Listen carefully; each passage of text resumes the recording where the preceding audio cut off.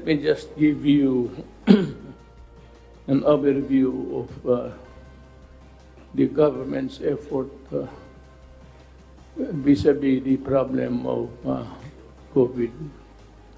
As I have stated time and again, repeatedly, that the only salvation available to humankind at this time of our life is if you are stricken with a virus, the answer is always vaccine. Vaccine is a cultured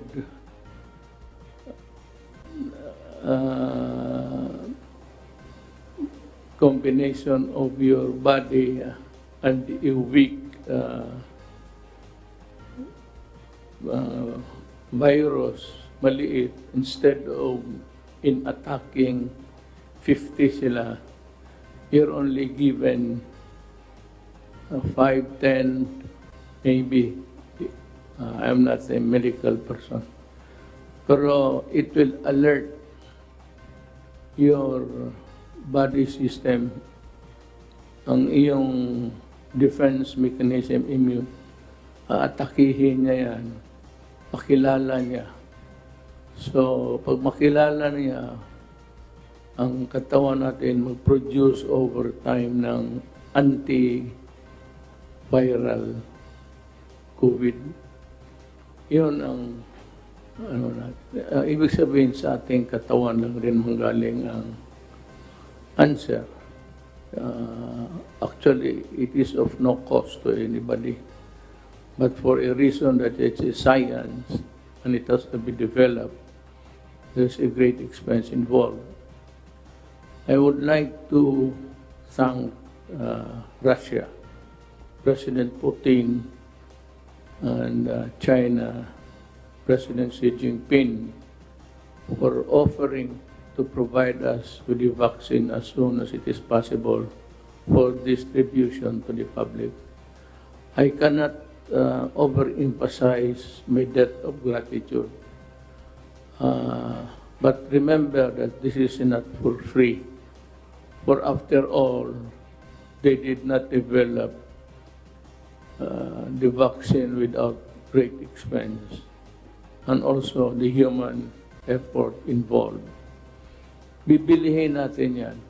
Kaya lang kung mahal, if it is quite expensive, then I will ask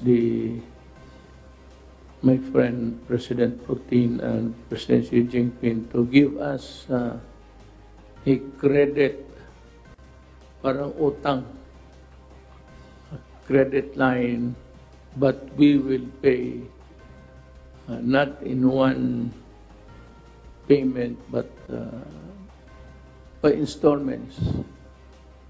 Basta ang sinasabi ko, magbayad tayo, hindi ito libre. I would always tell them that we are willing, and if we are short of money by this time, because all of the economy of the world, individual countries have fallen flat.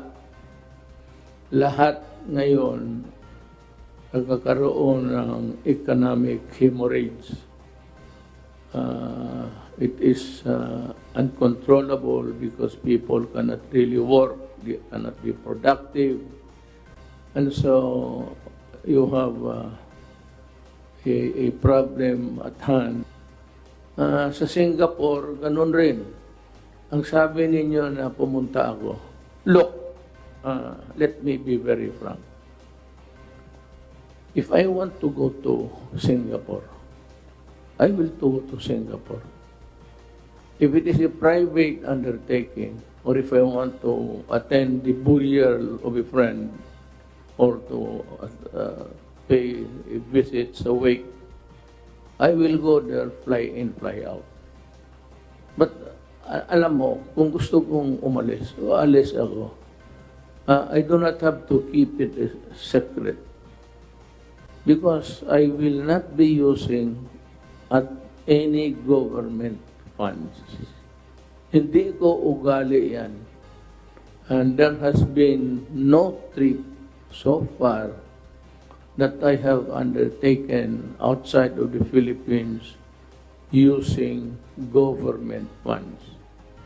If at all I go out, it's official, and it is just right that wala naman akong pera pagbayad ng the entourage that goes with me. Hindi ko ito, bakit ko taguin? Hindi naman ako gaya ng ibang salbahis na magamit ng pera ninyo. At bakit isekreto ko? I am under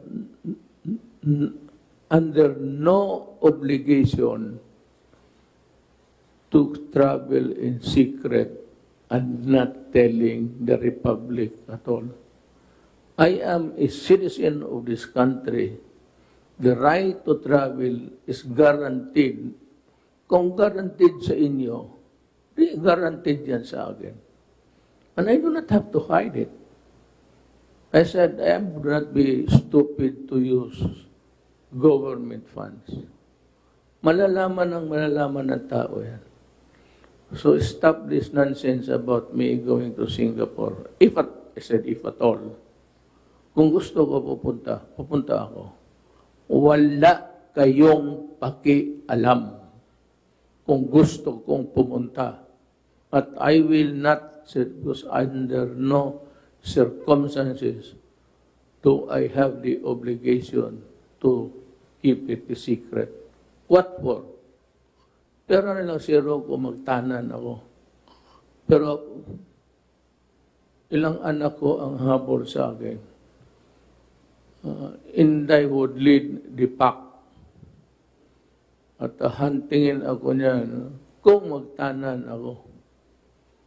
Pero wala naman, ayaw naman sa akin lahat. Hindi, wala na. Pero in the future, yung mga haka-haka, noon pa yan, bago pa akong presidente. I enjoy what you citizens of this republic enjoy. You have the right to travel with more reason. Ako, kahit matagal na akong walang bakasyon. If I went somewhere else, well, or if I choose to go to Europe, pupunta ako. Sabi mo, then I would have to go on a leave of absence or maintain the control of government by electronic. Usually, you leave the realm to the deputy or to the vice. Deputy Prime Minister or Vice President. But that I am not inclined to do that. Pero kung gusto ko, aalis ako. Let me repeat it. I have no obligation to keep it a secret. For what? About the only thing, maybe, is if I use your public money. I will never do that. Hindi ako stupido. Sana naman maunawaan ninyo, abogado ako. That is anti-graft, pure and simple. Makikita naman yan sa mga voucher kung gagamitin mo pera ng gobyerno. But if it is a private undertaking, I said, a private trip, you can go ahead. Just leave somebody to take care. It's either usually Bing Bong or Guevara. Or if not, if things are not quite good, then I leave it in the hands of the military. Probably it would be the Secretary of Defense. Kung medyo topsy-turvy ang bayan, and I have to leave. But otherwise, ang isang leader would always stay where the crisis is. Hindi ka dapat maglagalag kung may problema ang bayan. Napakababa naman ang tingin ninyo sa akin kung gano'n. Well, be that as it may, hindi po ako gano'n. Just to disabuse your mind. Thank you for listening. We go now into, I think the first things that we should do is to call on, because you have been the spokesman all along and making the announcement. I'm referring to Secretary Roque. Anong classification and what are the things that are allowed and modified, and what are the things that are allowed yung wala na, yung talagang all the rest of the Philippines. Gusto malaman ng tao anong kategory na tayo at ano ang magawa namin at ano ang hindi namin magawa. I'd like to ask Secretary Roque to... Magandang umaga, Mayor. Magandang gabi pala po, Mayor, at magandang gabi, Pilipinas. No? Ang naging rekomendasyon po ng inyong IATF, na-anunsyo ko na po yung mga classification ng mga iba't ibang lugar sa Pilipinas, maliban po sa NCR, sa Bulacan, Cavite, Laguna at Rizal. No? Itong mga areas pong ito ay nasa modified ECQ. Ang rekomendasyon po ay ilagay na ang NCR, Bulacan, Cavite, Laguna, Rizal sa GCQ or General Community Quarantine.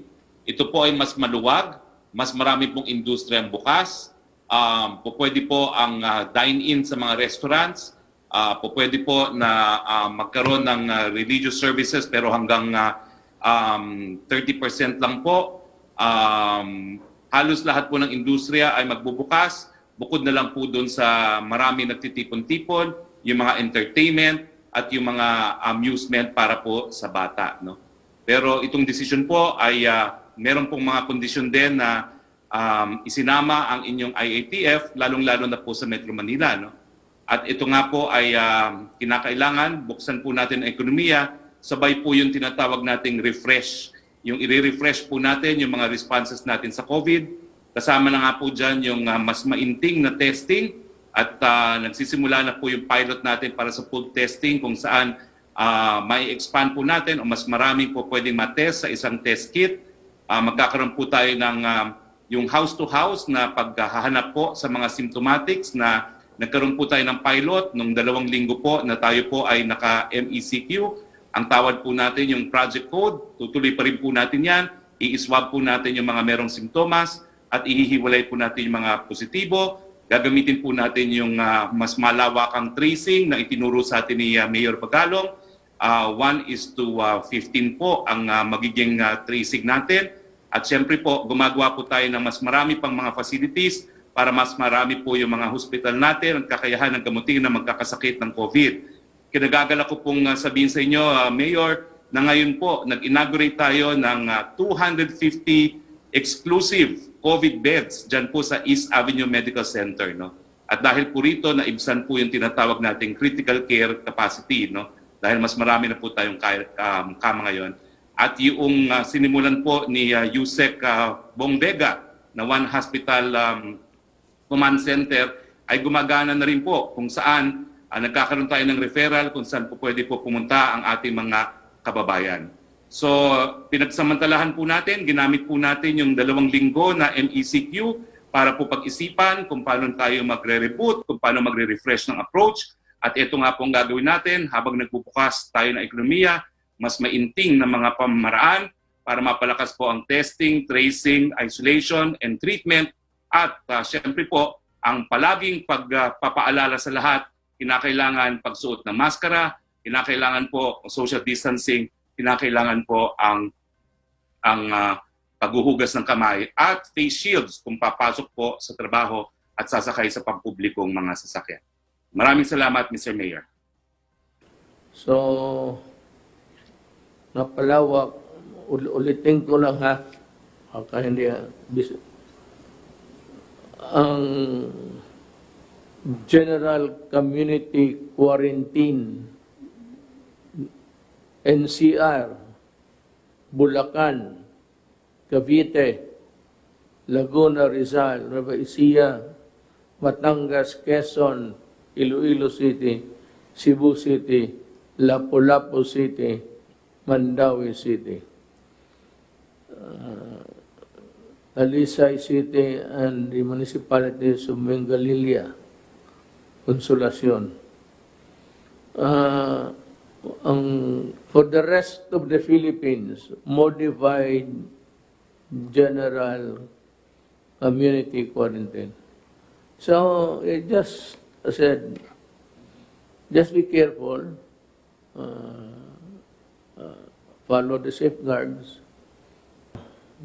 Itong nakalimutan ko, we want to ensure the safety of our people, you know. However, some sectors in our economy, especially the MSMEs, are barely surviving. Yung maliliit na negosyo lang, katamtaman. So, katamtaman, ibig sabihin, I don't know if it's the right word, na pabalik lang sa negosyo, may konting pera, barely surviving. Ika nga, parang kakalabas lang sa tubig hanggang ilong.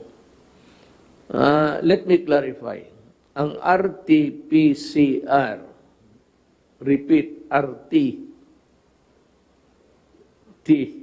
RT-PCR, or antibody-based tests is not recommended or required for asymptomatic employees returning to work. Hindi kailangan. However, merong caveat. May warning. However, the following priority workers in the sectors may undergo. Pero akin, na lang. Ang hospital pati sa tourism sectors, isa yan. Manufacturing companies and public service providers in economic zones located within special concern areas and those of highest COVID-19 cases. Dalawa ito, hindi nila hinati. Ang una, yung service providers ng mga special, Clark, Subic, and special place where the workers are exposed to COVID-19.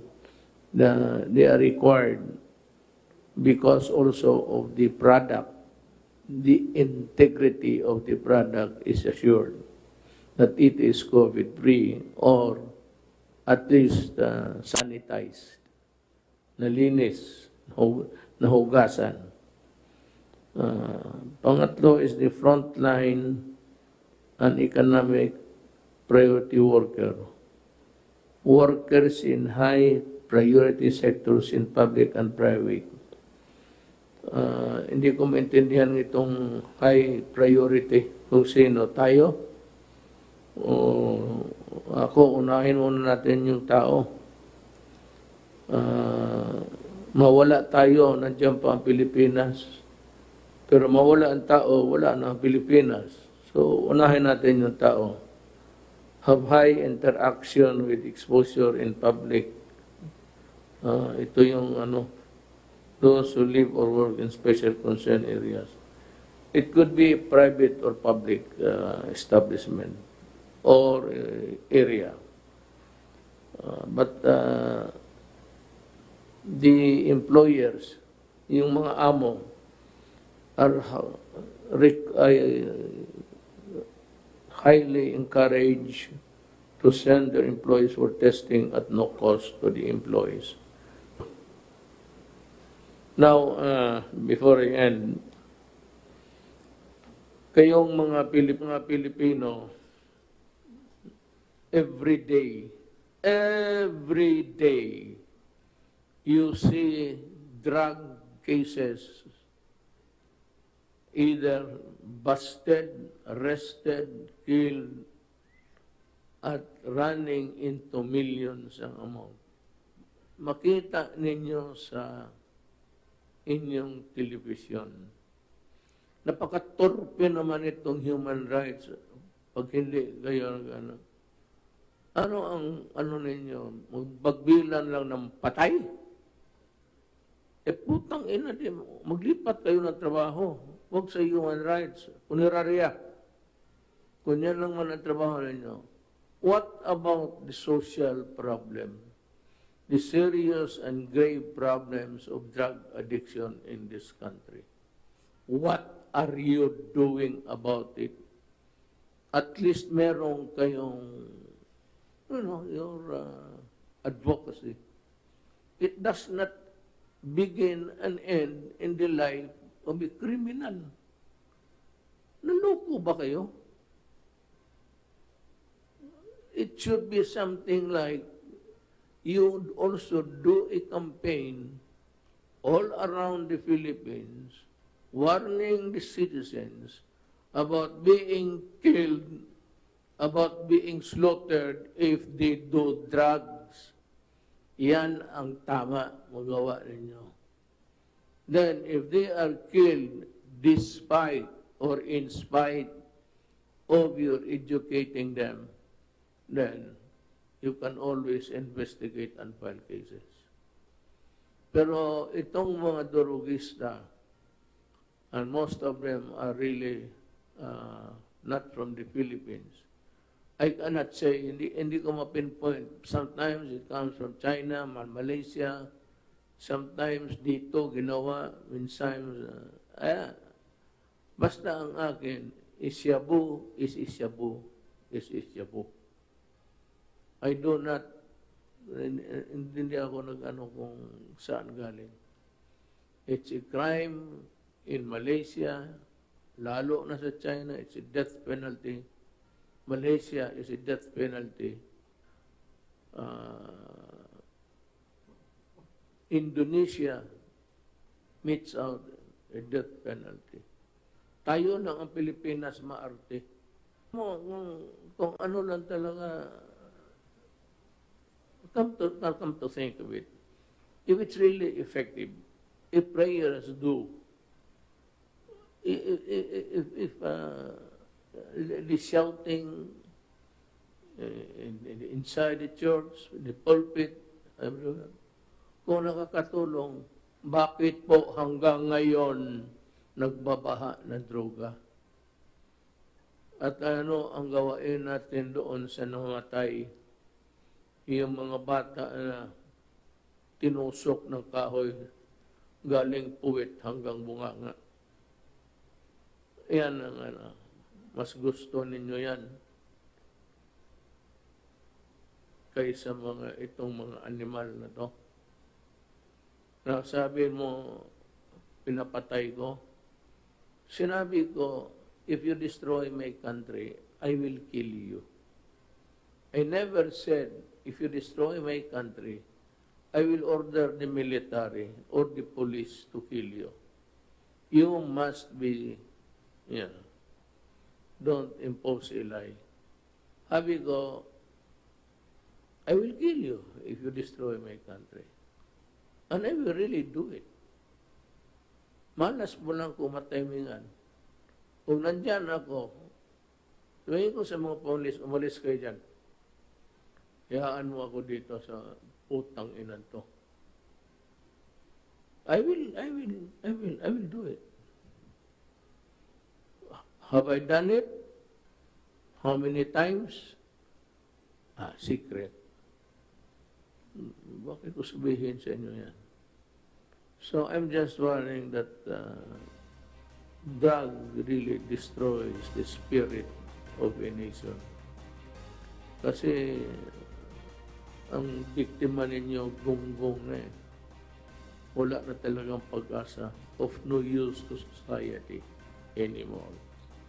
and you destroy the dreams of parents na makita nila anak nila nakatapos that someday mag-asawa, mag-anak, that they can say their grandchildren.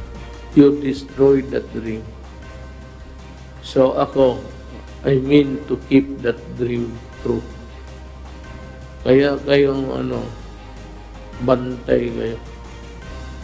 Mamili kayo.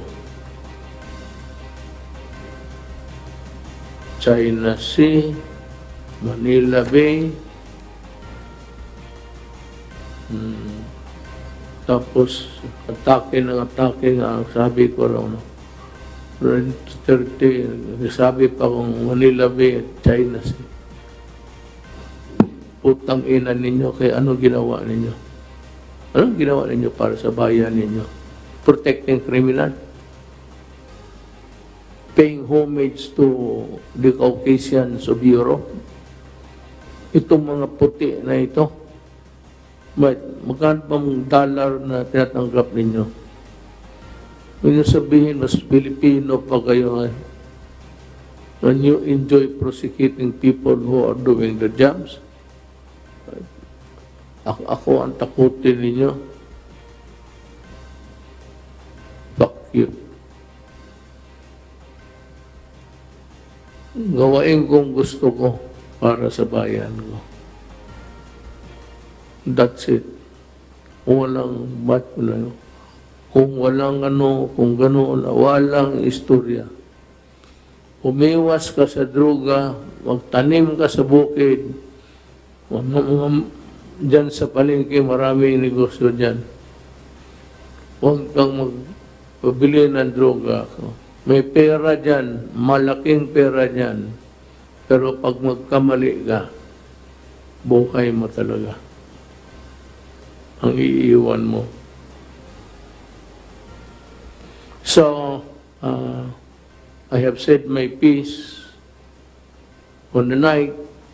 I am thanking all our guests, Secretary Lorenzana, Galvez, Secretary Duque, Secretary Roque, Secretary Mendel, Senator Bong. Ito yung naghihintay ng issue, and he will be the one to do the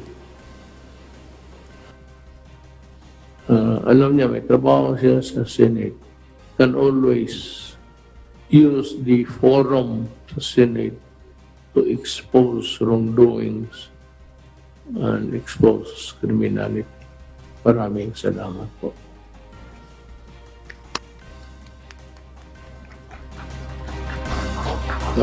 Pakpak na rin ako.